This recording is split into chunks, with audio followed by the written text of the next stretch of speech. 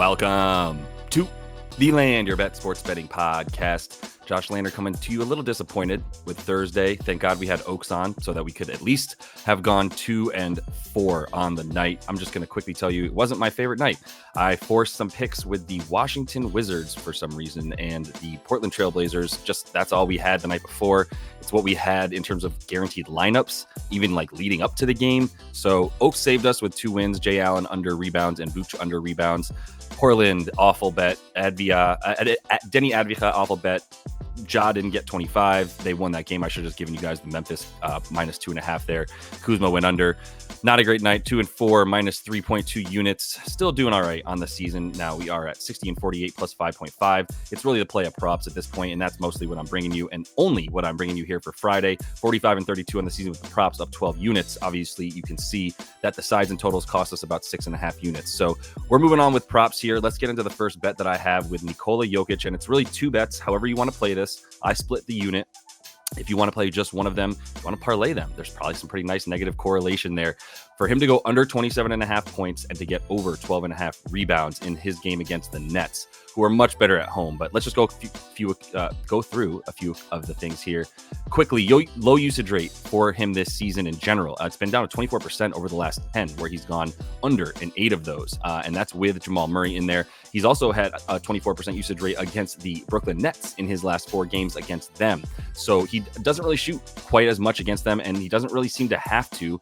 They really dominated earlier this season after the Nets were on the second leg of a back-to-back, but their defense is much better at home. And when they faced Denver in this last meeting, they were in the midst of a West Coast trip that they were giving up 125 defensive rating there over that West Coast trip that they just didn't. They did all right because they beat the Suns, which was a nice game for them. But either way, when they come home, they have a 111 defensive rating versus 120 on the road overall on the season. They have the 6th best paint defense in terms of limiting their opponent's points in the paint. And that's a big reason why I do think that they're going to be able to crash down now that they have Claxton and DFS fully in their lineup. Dorian Finney-Smith, they should be able to at least clamp down on Jokic and force him to pass a bit more when he does have the ball in the paint rather than let him get all the way to the rim. The rebounds should be there in spades for him. And maybe you just really want to go with this bet and do a little ladder, get him to 15. We'll see how well the Nets are shooting. I don't think this game is going to be played at a very fast pace. Both of these teams in the bottom 10 in terms of pace over the last 10 games. And I'm using those 10 games because they've both been healthy over that time. I want to make sure I get some stats in there with Cam Thomas in for the Nets because he does at times speed things up. But also he can slow things down, which is why I do think an under is good in this game because there's so much isolation ball for the Nets that it can slow things down a bit, and the Nuggets are happy to play half-court offenses. It's probably the best half-court offense in the NBA right now. It is. I'm going to call it that. And the rebounds will be there for him because that's where he's standing. And I'll talk about my another bet that I really love from this game in a second that correlates to why Jokic will get over rebounds, because I don't think Aaron Gordon's going to be down there getting very many rebounds himself, which is the second best rebounder on this team, obviously. He's got a different job in this game than rebounding.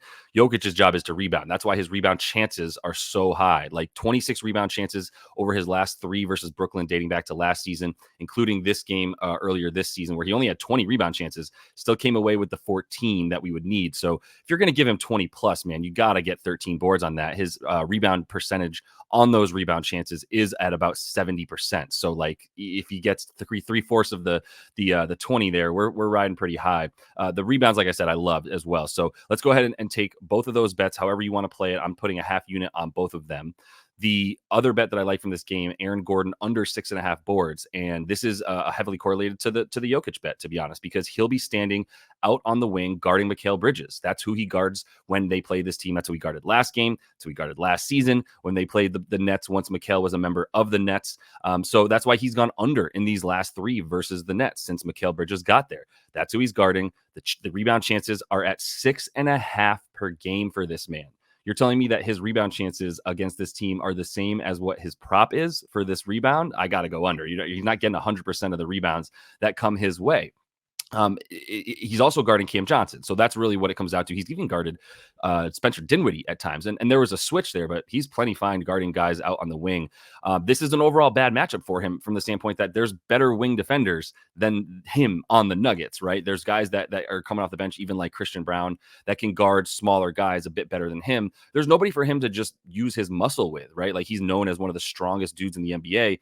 And there's not really anybody that's going to be getting significant minutes for the Nets, especially not anybody in the starting lineup, right? Like maybe they'll bring in some Trenton Wofford, but that's not even going to get you 20 minutes, and he's on playing in that second unit. So you got Aaron Gordon going up against, the smaller, wiry guys like Cam Johnson, who's 6'10", but he's not a big dude. He doesn't play down low. Neither does Bridges. And that's like I said, who he's guarding. So the minutes might not even be there for him because it's not the best matchup. And we'll see how this game goes. But I do like an under. I think it'll be decently close. But yeah, under 6.5 for Aaron Gordon.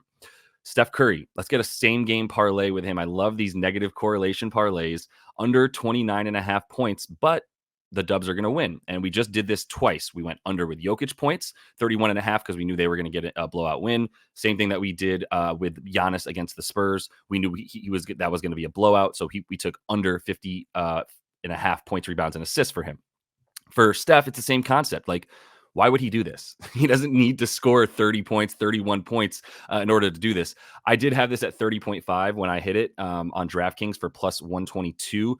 It is now under 30 points, not 30.5, right? So it's still good, though. It's very live at under 29.5 for plus 122 still for the juice that you get on DraftKings if you parlay it with the Warriors to win this game.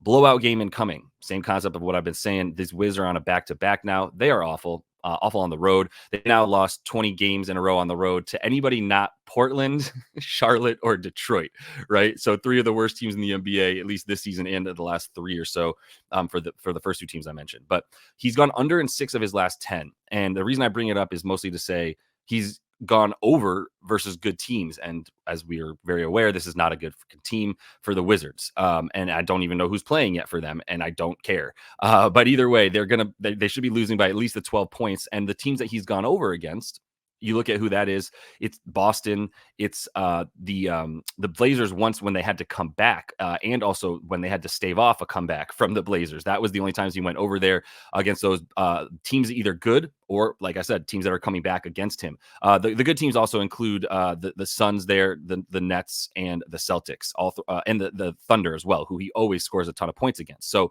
it really is a pick your spots kind of scenario for Steph, who knows that however deep this team is going to go into the postseason, if they make the postseason, he's going to need to be carrying them there. So he can't be carrying them out, right now in December, unless it's a big win that he really wants, like the Celtics, where he just scored 31 and went off and put a dagger in their heart because of how many points he scored in the fourth quarter. And this is not going to be one of those games, right? Like, I don't see him playing the 34 minutes that he's been playing against those good teams like Phoenix and the Nets and the Celtics. And I say the Nets because like that was a game they tried to win. But yeah, now they're focused a bit more on this depth. There's a bit more of the strength and numbers that we've seen from this team when they won their first chip, right? They've been giving minutes to Podziemski at the point. Then Chris Paul is usually out there with him. That's more of a second unit play. And then you're also obviously getting a lot more Moses Moody, Kuminga, and the like. So for Steph, like, there's no point. Like, there's no reason for it. Like, let's move on. I don't know why you would go off and just pick on these Wizards. Look, if you want to look at his recent stats against them, go ahead. I'm not trying to hide. He hasn't scored damn near 40 points against this team multiple times, or 40 points against them when he's played them. But it was a different team. They were throwing out Kristaps Porzingis. They were throwing out Bradley Beal here and there. There wasn't a Jordan Poole on the other team, which I'm out of that revenge narrative. If you want to take Jordan Poole stuff, go ahead. I'm not even having fun with that at all, because I don't think it's fun. But yeah, Steph to go ahead and get the under here because he doesn't need it, but this team still wins. In that same game, let's go with Jonathan Kuminga to go over 19 points and rebounds. I mentioned the strength in numbers and the fact that they're trying to get more guys into the rotation. It's a little bit sporadic. I can't guarantee you that Kuminga is going to play 30 minutes, but like, he only really needs 25, and that's what he's averaging. And he hasn't gotten 25 in 2 of the last 4, but he's gotten 21, 24, and a 31-minute banger in there as well, and gone over in 2 of 4. And when he gets 25 and 31 minutes, unsurprisingly, he gets the points and rebounds. His minutes, like I said, they're averaging 25 per night over the last 4. And so we need him to get that. And I do think he's going to get the average at the least in a game that is tailor-made for his game, right? Like the Wizards are awful at defending athletic wings and guards, and awful at everything, but especially wings and guards who are coming to the rim and attacking, especially when Gafford's not out there. And we don't even know if he's playing. If he does, that's fine. Like, I'm still not worried about him trying to take on Jonathan coming at the rim. He's a decent shot blocker, but the rebounds are going to be there because of the fact that if Kuminga is not the guy driving to the rim, then he will have those rebounds available to him because Gafford will have left the paint now to go and block the shot, leaving Kuminga open for the tip-in slam. And the offensive rebounds are a huge part of this. He gets a lot of those. He's the main guy attacking the glass when Wiggins and GP2's out right now, but when Wiggins isn't playing on the floor with him as well. So, and they stagger minutes. Like, he's not playing with Wiggins. So he's the offensive rebounder out there.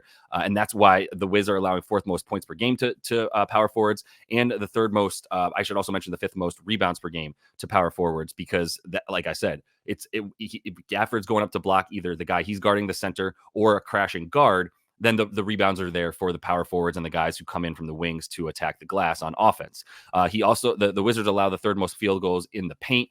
That's where Jonathan's shooting from. It's either going to be in the corner or it's going to be attacking the basket going to the rim. And that's where they're the most vulnerable. So that's why you take the big attacking wings and forwards against this team to get theirs. And it's a good spot for him to get 30 minutes. Like, I wouldn't be surprised if he's in there to get the run, to get the confidence and keep it going. So let's take JK over 19.5 points and rebounds. And fifth and final bet of the day, we're going under for CC, Clint Capella. I was trying to figure out how to fade the Atlanta Hawks here, and I really wanted to take Trae Young under against the Miami Heat because that is kind of like my thing. If you followed along on the other pod I have on the coast to coast there, I've always loved Trae Young unders against the Heat. He's gone under in 7 of his last 8 in terms of his points and assists. It's just he's on such a freaking tear right now. I'm scared of it, and this is not nearly as scary and also pretty likely for Clint Capella to go under 12.5 points. But I do lean under for Trae. So if you have some chutzpah and some cojones, go ahead and take Trae Young under points and assists 39.5. I'm going to go ahead and put this on the slate, though, because I only bet Capella and I haven't put anything on Trae. Under 12.5 for him, full unit there. Under in 4 of last 5 versus Miami on this number right here. The only time he went over was a game that he did see 30 minutes and a 17% usage rate. And I just can't see a world where he gets that many minutes or usage in this game against Miami, where he rarely does that. Like I said, 4 of his last 5, he has not. A 12% usage rate versus Miami over the last 5. And that includes a 12% usage rate over his last 10 games because it's just not what he's not out there for that. The only times that he's out there for a little bit of usage is when you play a team that is just going to overcommit to defending the pick and roll ball handler, right? So he and Trae, we know that's what their play is. It's the pick and roll. He's the most constant roll man for Trae, and he does get a good amount of points off of that roll, but not against this team. This is the drop defense is what Miami's going to play against him. When you have Bam there standing at the free throw line, waiting for Capella, not nearly as worried about Trae because they're all fighting over. Like, these Miami defenders, nobody goes under. You are not allowed to go under. You will sit if you go under a screen on Eric Spoelstra's defense in Miami. So that's going to just leave Bam much more free to defend that painted area. If Capella wants to crash towards him, he's not going to be open. He's going to be in full coverage. So Miami allows the fewest points per game to centers. They're the number one at limiting that. And I also think Okongwu is going to steal some minutes because he is a better matchup in this game for Bam from the standpoint of a slightly smaller than 7'1", where Clint Capella is pretty tall, maybe 7 feet, whatever, but slightly smaller and bigger, more diesel, more athletic, a bit more bounce to him and a bit more versatility as well. So I do think Okongwu stealing the minutes. He's up to 22 a game in the last 10. Capella's at about 26. So they're clearly just going back and forth, and this is going to be a good game to keep Capella under 12.5 points. All right, let's run through all of the best bets here that we have for Friday. Nikola Jokic under 27.5 points and over 12.5 rebounds. I split the unit there on those two, but I really do like the rebounds a bit more as I continue to look at how much I like Aaron Gordon under 6.5 rebounds, leaving Jokic down there to do most of the damage. Let's go with the same game parlay for Steph Curry to get under 29.5 points and Golden State to win this game against the Wizards. I don't know, maybe you even want to play an alt line of like -5 or 6 or something like that. Like that'll get you a few more points. No fears with that spread either. Under 12.5 points for Clint Capella and Jonathan Kuminga to go over 19.5 points and rebounds in his game against this Wizards team. And that is all the time that I have for you guys in this one. Appreciate everybody following along. Sorry to get this video out a little late to you, but as you saw, Thursday fucking sucked, and I didn't want to be picking between the Wizards and Portland style games anymore. I want to talk about the teams where I know a lot of more what I can expect, who's going to be playing, which of these good players is going to be doing well. Got 5 bets out to you as well instead of 3 because I had a bit more time to go through it. So appreciate you guys riding along, man. Do subscribe to that page. It's super helpful. Jump in the comments. You know I'm going to come back and hang out with you guys in there the rest of today. So good luck. Best of luck. I'm going to have another one for Saturday. Got to get those Saturday games out to you with another video tonight. So until I see you then, happy betting.